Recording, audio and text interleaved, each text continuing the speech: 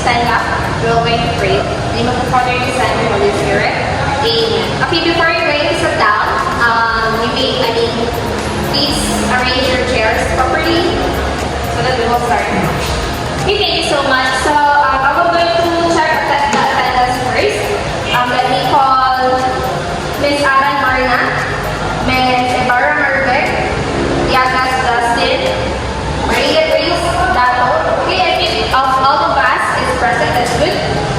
So, let's proceed now with our discussion for this morning. Okay, so I do have here prepared activities for all of us. All you need to do is you need to watch and then understand the video. Okay, so what I'd like to do is talk about one-to-one functions. And what you need to know when I have about one-to-one functions is each element in the domain pairs to exactly one element in the range. Now, if you guys can remember, just a function real quick. Alright, I'm going to use the mapping tool first. And, let's say I have 1, 2, 3, 4, 5, 6, 7, 8. We'll just kind of make this very general, alright? Remember, the one thing about a function is you have points or, objects, elements mapping to another element. So this is like your domain, and here's your range. Now remember, a couple things were allowed, right? You could have, for this is a function, every element in the domain maps uniquely to a range element. What could happen for it to be a function was you could have one go to 5 and one go to 6. The reason why is because your input is going to two different values in your range. That could happen. However, you could have two elements in your domain go to the same range. Okay, that was part of being a function. However, now when we're talking about a one-to-one, it says each element in the domain pairs to exactly one element in the range. Well, here, this is not one-to-one. And the reason why is I have two different elements and they're going to the same range.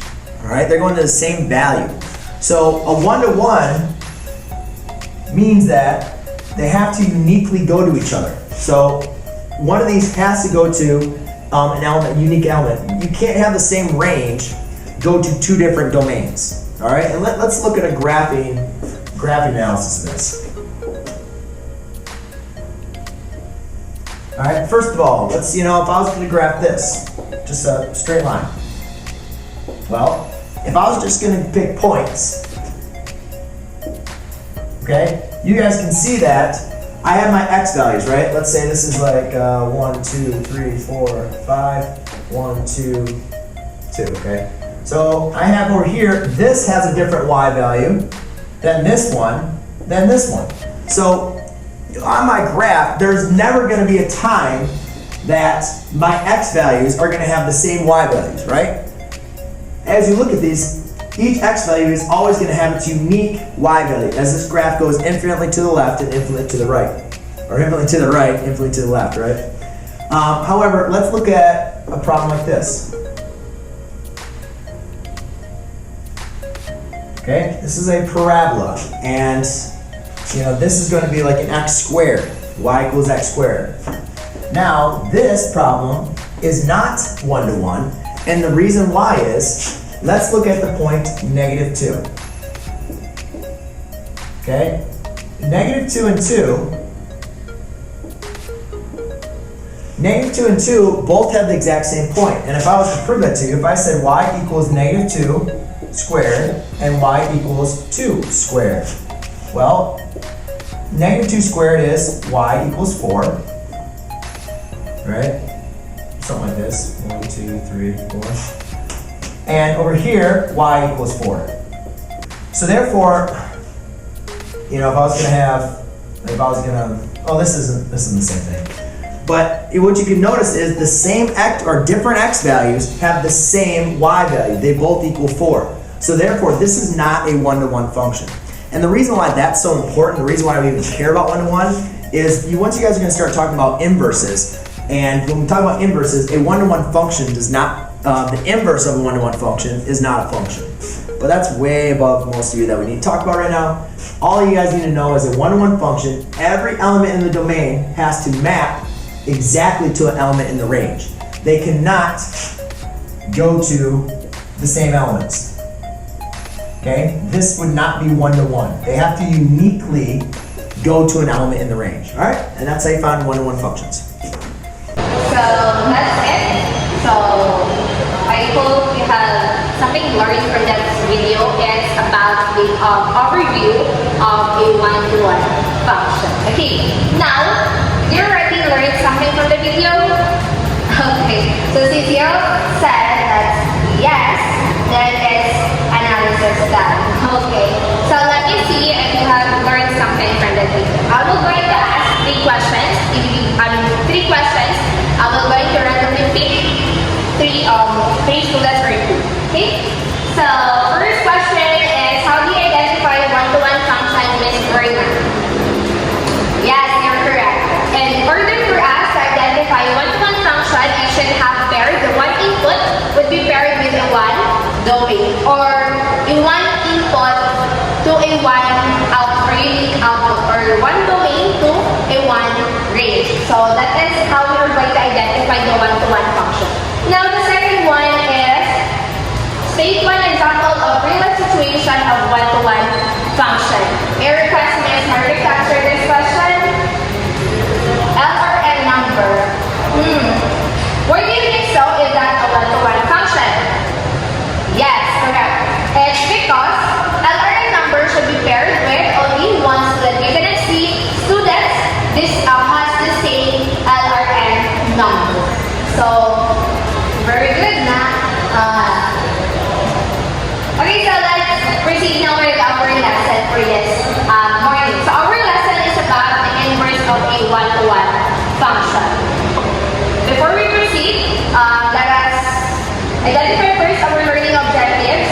So at the end of this lesson discussion, you students must be able to first illustrate the inverse of a one-to-one function. Second one is solve the inverse of a one-to-one function. And the third one is you can state the properties of inverse functions. And lastly is you can graph one-to-one inverse function with the use of GeoGebra application. Since I already introduced you the GeoGebra application, I believe that you can already know how to use that application, okay? Alright, so an inverse of one-to-one function, let f be one-to-one, function with the domain A and range B. The inverse of f, denoted by f raised to negative 1, is a function with a domain B and a range A defined by f raised to negative 1 of y is equals to x if and only if f of x is equals to y. Now, for any y, only one-to-one function has an inverse. If a function f is not a one-to-one function, then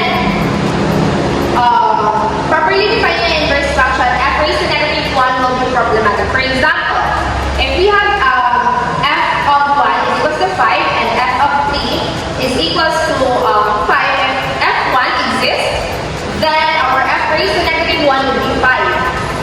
Has to be both 1 and 3, and this prevents f raised to negative 1 or inverse from being a valid function. Now, if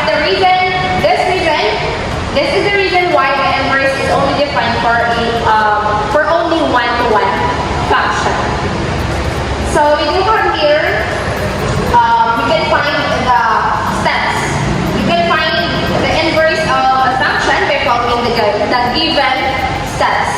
So first step is we will going to write the function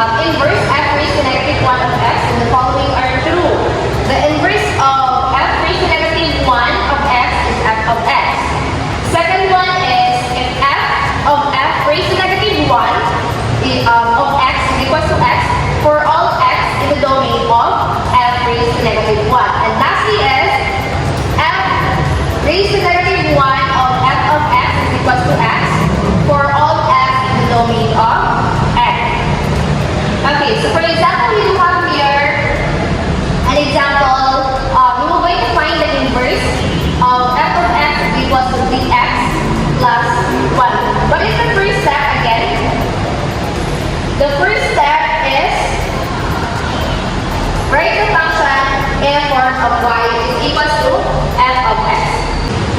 So the example is f of x is equals to 3x plus 1. So the first it states there in the given step, write the function in the form of y is equals to f of x. So that will be y is equals to 3x plus 1. The second step is we will going to interchange the x and y variables. So we will going to interchange the x and y variables. So that will be x is equals to 3y plus 1. And we will going to solve now for y in terms of x. What are we going to do this? This time is we're going to transpose the 1 here. So that would be x minus 1 is equals to 3y, and we will going to multiply divide that 1 by 3. This is cancelled. So our y now is x minus 1 over 3, or our inverse function of x is x minus 1 over 3. So this is now our inverse function. Now, in the properties of inverse function, of one-to-one function, we will see if this inverse is correct, if it's true. So how are we going to do with that one? Anyone? Okay, so in checking that one, we will going to use this, the third property of inverse function. So f raised to negative 1, f of x is equal to x for all x in the domain of f. So it should be that our f raised to negative 1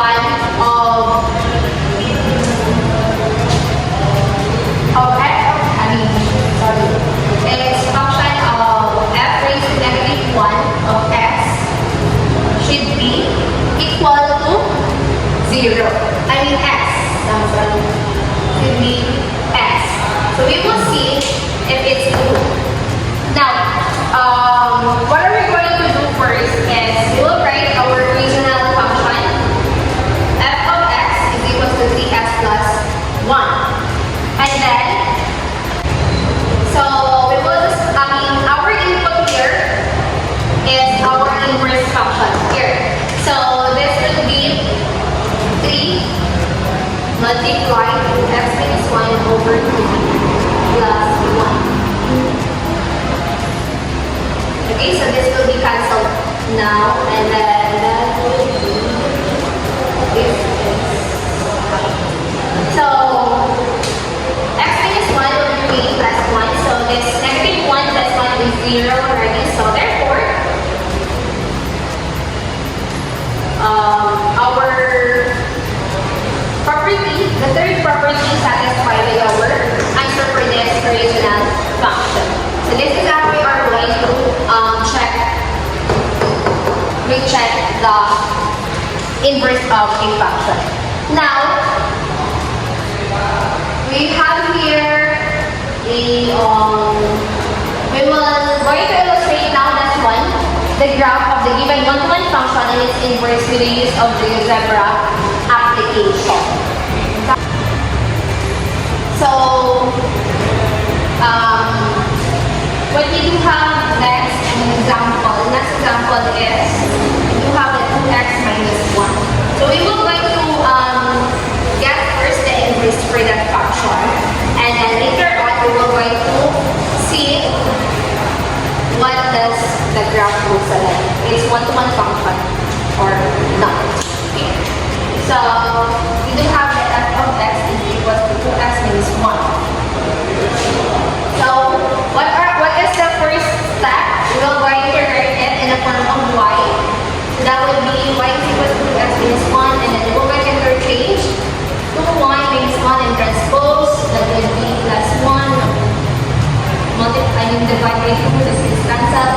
So our y now is x plus 1 over 2, or our inverse function of x is equal to x plus 1 over 2. So this is our inverse function. And let's see if the graph is an inverse function.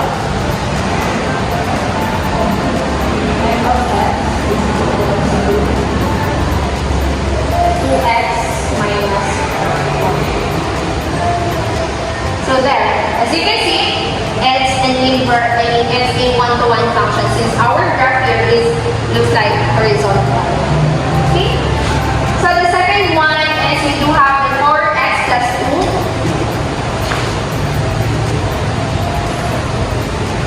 The same thing that we were going to do, we were going to write this in the form of y, and then let's interchange, and then suppose.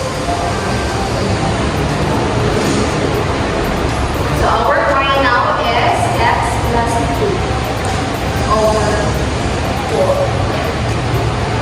Let's see if it's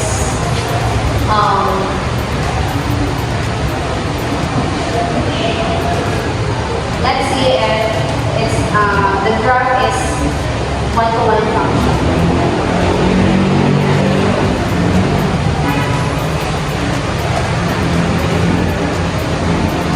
So you can see it's a one-to-one function. The graph is one-to-one.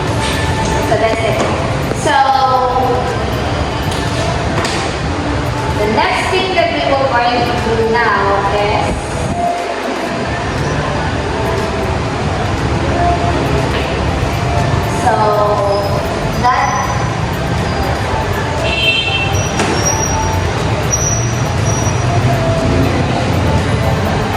next is we do have the x minus 3 over 2x plus 1. So how are we going to find the inverse for that function? Same thing to do, we will going to write that one in the form of y.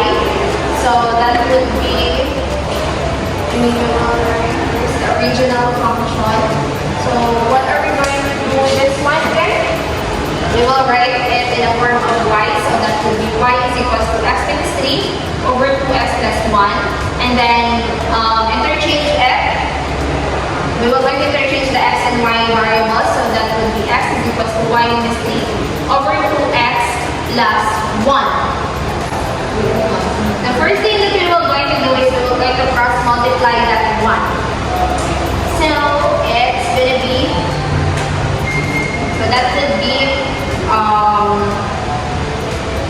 no, that would be x is equals to y plus 1 equals to y minus 3, and then we will going to 1. So the next thing that we will going to do is we will going to distribute this one. So that will be 2xy plus x is equals to y minus 3. And then we will going to transpose this y here, and then it's this x in here. So that would be what? 2xy minus y is equals to x, negative x minus 3. So there. So after that one, what's the next? After that one, factor out the y. So we will going to factor out the y. So that would be y multiplied to x minus 1 was x minus negative x minus 3.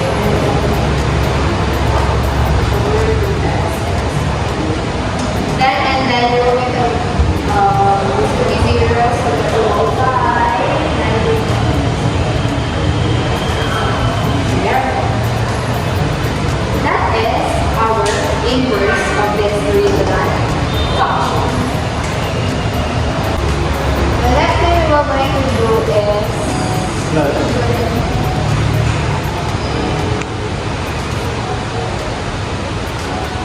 x minus 3 over Negative. the original function.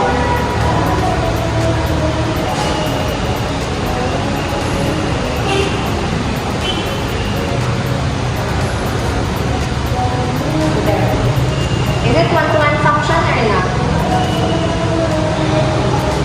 Is it one-to-one function or not? Yes, it's a one-to-one function. Okay, now get a 1/4 paper and you're going to answer this one.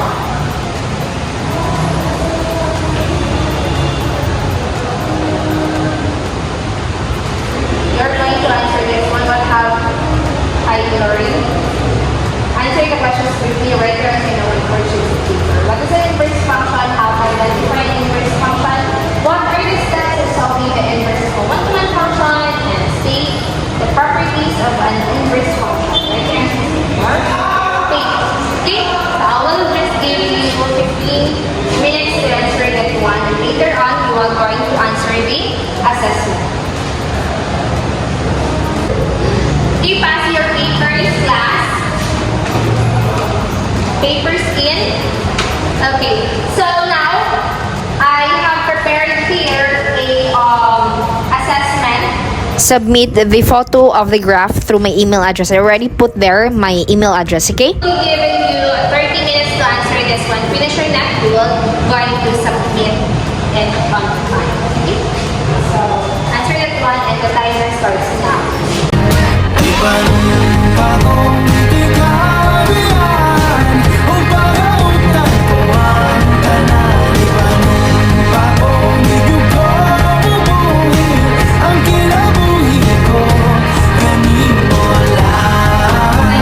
So, pass your paper, everyone.